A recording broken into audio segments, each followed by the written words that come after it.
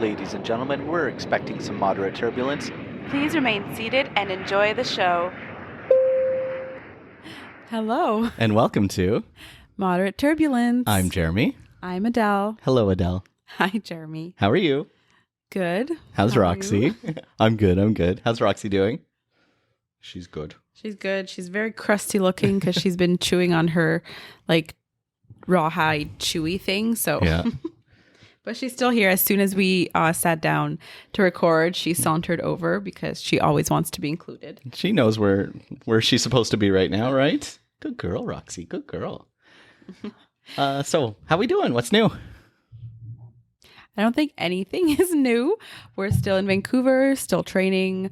We're well into this phase of initial that we're training. Phase 8. Phase 8 officially. It's the 5th one in a row for us, though, for our team. Yeah. And we're just starting week 3. Actually, we're going in to teach right after this, right after we record this today. And yeah, so far my class doesn't know about the podcast, which at least not that I know of. So yeah, usually they it's haven't around told you yet. Yeah, it's around week 3 when someone makes a comment about, oh yeah, what's your favorite type of turbulence? Yeah. They usually find out about the two of us dating very early on because they Google us and they find our Facebooks. However, the podcast, they tend to tell Jeremie very quickly that Once they find it. Yeah. So who knows? Yeah. And over the weekend while we were out walking Roxy, we ran into a few of my participants. So we'll see if they figure it out or not. Yeah, that your dog is being walked by me. Yeah. So there's actually something that we did that was fun this weekend. We both took a little plane to Victoria. A little plane, a Q400. Yeah. Well, a littler plane than we're used to. Yeah. Operate usually, or than we even teach about.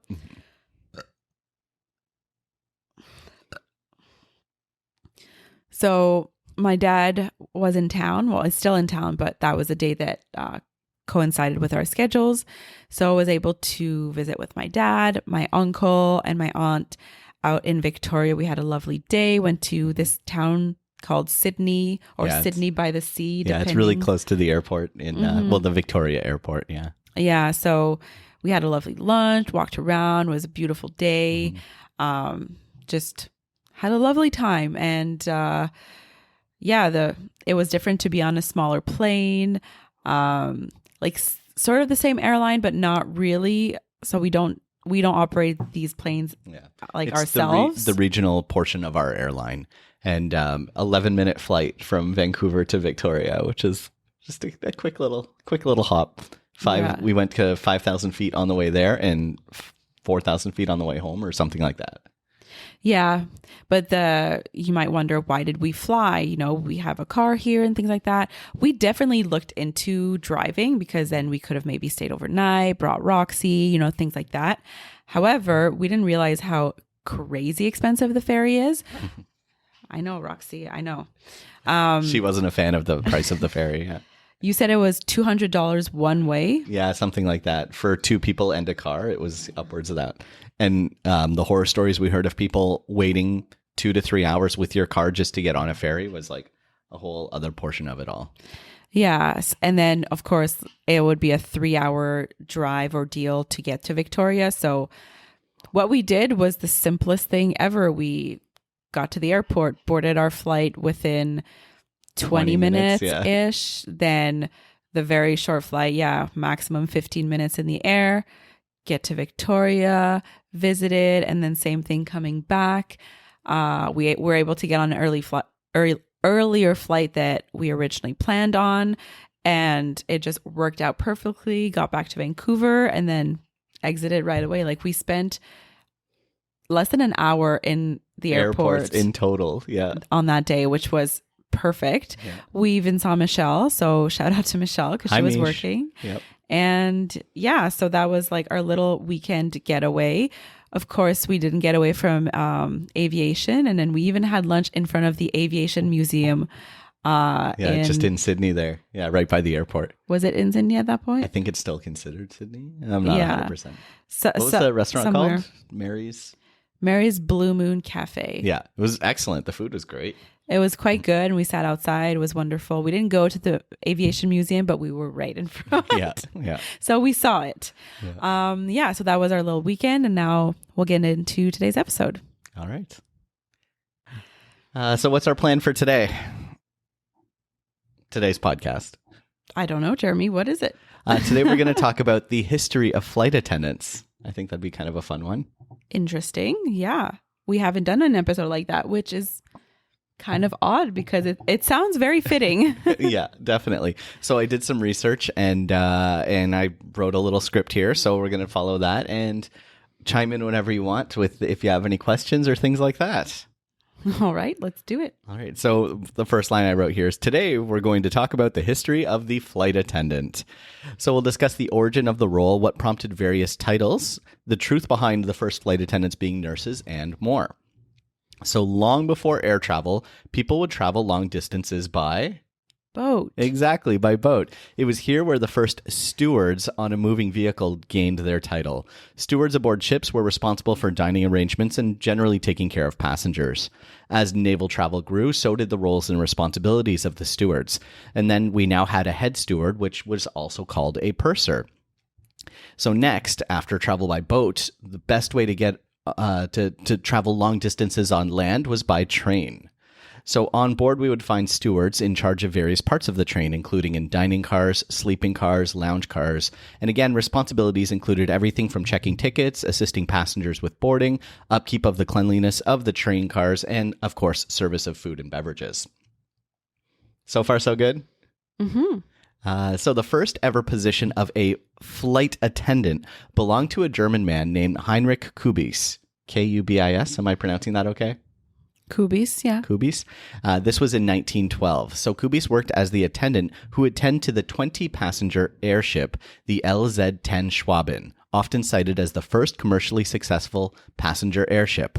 I'm not saying airplane, I'm saying airship, because the LZ-10 Schwaben was a Zeppelin, which operated from 1911 until its destruction in 1912.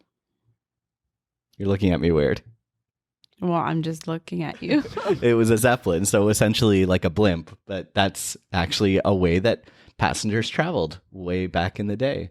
Did you know, fun fact, this isn't part of my script, that the Empire State Building actually had a portion at the very top of the tower where it could accept airships to park so people could disembark there. Interesting. But that's not a thing anymore. When's the last time you saw people traveling by blimp? We see blimps all the time. That's usually for sporting events, not so much for actually getting from point A to point B. We have more efficient ways of doing that now. So Kubis was also aboard the famous Hindenburg during its fateful final flight and subsequent destruction. He survived the Hindenburg disaster by jumping from the crippled airship once it was close enough to the ground. And everyone knows the Hindenburg. You know, we've all seen the Led Zeppelin, photo of the Hindenburg going down. Yeah. Have we? I don't know. If I saw it, I'd probably be recognizing it, but off the top of my head, I can't picture it. I'll see if I can add a picture when we post this to YouTube. So if you want to see pictures like that, you're going to have to check out Moderate Turbulence on YouTube as well. All right, so throughout the 1920s, several aviation companies would employ what they called cabin boys or stewards on board. Again, they would primarily take care of passengers and serve food. Now, in 1930, registered nurse Ellen Church was hired by what is now United Airlines. She was the first female flight attendant, and she envisioned nurses to serve aboard aircraft. Other airlines adopted this as well and hired nurses to be stewardesses. Some airlines would adopt the name air hostess, which you actually still hear today, primarily in Europe, I'd say. When people ask, "Oh, air hostess, are you an air hostess?" I'm like, I still hear stewardess as well. Stewardess as well. And I mean, a lot of my friends teased me when I first got hired saying, "Oh, Jeremy, you're a stewardess." Thanks, guys. So females quickly replaced males on board and were now being selected more for their physical appearance and their physical characteristics. So I'm just taking a quote here from Wikipedia. It's a 1936 New York Times article which describes the requirements to be a stewardess. So direct quote here. The girls who qualify for hostesses must be petite, weigh 100 to 118 pounds, height of 5 feet to 5 feet 4 inches, age 20 to 26 years. Add to that the rigid physical examination each must undergo 4 times every year, and you are assured of the bloom that goes with perfect health. The bloom that goes with perfect That's a health. direct quote from 1936. Now, 30 years later, in 1966, here's another New York Times. It was in the New York Times, but this was a classified ad for Eastern Airlines. Again, this is 30 years later, so now we're in the mid to late 60s. And I quote, "A high school graduate, single, widows and divorcees with no children considered, 20 years of age, girls 19 and a half may apply for future consideration. 5'2", but no more than 5'9", weigh 105 to 135 in proportion to height, and have at least 20/40 vision without glasses." That's a classified ad in 1966. Crazy, eh? The requirement to be a registered nurse slowly faded and was pretty much non-existent, and that was because of World War II, because many nurses joined the military nurse corps. It was required for women to remain single, and they would have their employment terminated should they decide to get married. They also could be terminated once they reached a certain age. So depending on the airline, it was usually 32 or 35, and they could not exceed weight regulations. Now, through a series of legislations brought upon by the Equal Employment Opportunity Commission, many of these regulations were changed or abolished outright, including the restriction to hire only females, as well as the no marriage rule, and finally, the weight restrictions. Some of these were only overturned throughout the 80s and the 90s. Airlines still require, to this day, medicals to ensure that flight attendants can carry out their required duties. We're just going to pause for a second here, and as Roxy's walking around. You may continue. So yeah, like I said, we still undergo medicals when we're first hired, and that's to make sure that we can carry out our duties. Many airlines also have height requirements, our airline included, and that's to be sure that flight attendants can reach certain safety equipment. So today, flight attendants around the world are trained as safety professionals. I can quote a former student of mine who said, and this was just as she finished initial flight attendant training, she said, "I thought this training was going to be chill," and she didn't realize how intense the training would be. So nowadays, flight attendants are trained for firefighting. We're trained to locate a potential source of fire, the different classes and associated extinguishing agents. We're trained on first aid, different situations involving wounds, controlling bleeding, choking emergencies for adults, children, and infants, CPR, and the use of the AED. We're trained for evacuation. We're trained for critical thinking to ensure all aircraft occupants safely evacuate during an emergency within how many seconds? That's what I always ask my students. 90 seconds. Excellent. Post-evacuation survival, what to do following an evacuation to ensure survival. Ditching survival, what to do on a slide raft after we've landed on water, up to and including instructions for being winched to a helicopter. Knowledge and differences amongst all aircraft in their specific fleet. At our airline, we learn 7 different classes of aircraft. And basically, no 2 aircraft are identical in everything from interphone handsets to the arming and disarming of the aircraft doors. And of course, we deal with difficult passengers, and we learn how to do that, especially diffusing challenging situations. And finally, after all that safety and emergency, serving food and beverages.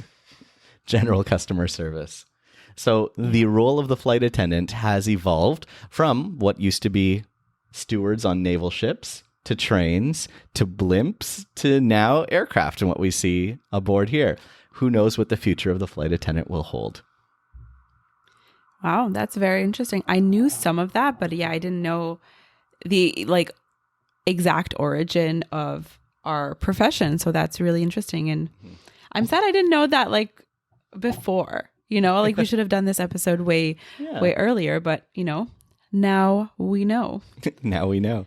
And it's really interesting. So the term flight attendant itself was adopted several years ago now, and it was used as a gender neutral term rather than steward or stewardess. It's just flight attendant, just a general term.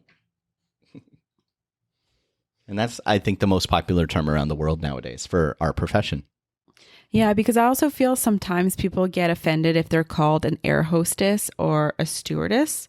I feel like that's looked down upon, or a way of saying our profession without, from people who don't really know. I feel like I've heard that, people get offended or somewhat like put off when they hear stewardess or air hostess when describing their job. Yeah. As opposed to flight attendant. Although, and like I said, in Europe, it's more or less accepted as the term for a flight attendant, air host or air hostess. You just hear it more often there, I find. Yeah, perhaps. But I feel like stewardess, we definitely don't hear. But the origin isn't a bad word, but like the profession has definitely evolved into what it is now. Because, if we were going off those criteria, I wouldn't meet most of those.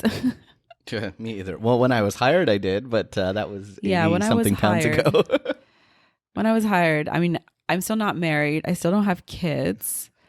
I definitely don't meet the weight restrictions, though. Oh, but you're not 32 yet, though, so you're okay. But the second one was until 26. Yeah, like the originally, first one? it was back in like the 30s up until 26. And then they relaxed it. So depending on the airline, 32 or 35 years old. Yeah. And then, oh, nope, you're too old. Out. But I'm borderline too tall for that first one because it's 5 foot to 5'4". Yep. So I'm the top of that. But it's interesting because, in our airline, if you're 5 foot, you may not be able to reach like the top of some overhead bins or things like that. So you might not be able to make the cut. Yeah, we actually do what's called a reach test. So if you're sort of borderline when it comes to height, we have to go. I used to do them in Toronto when I was working out there, and we had to make sure that we could reach certain equipment. So we had a couple different tests designed for that. So interesting. Mm-hmm. Well, that was very fun. If you're watching or listening, let us know if you knew any of this.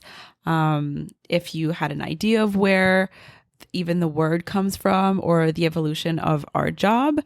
And, drop a comment on YouTube. Say hi. This is our second episode that we've recorded. Yep. So hopefully you can join us on here. Jeremie always links the YouTube under the episode, wherever you listen to it.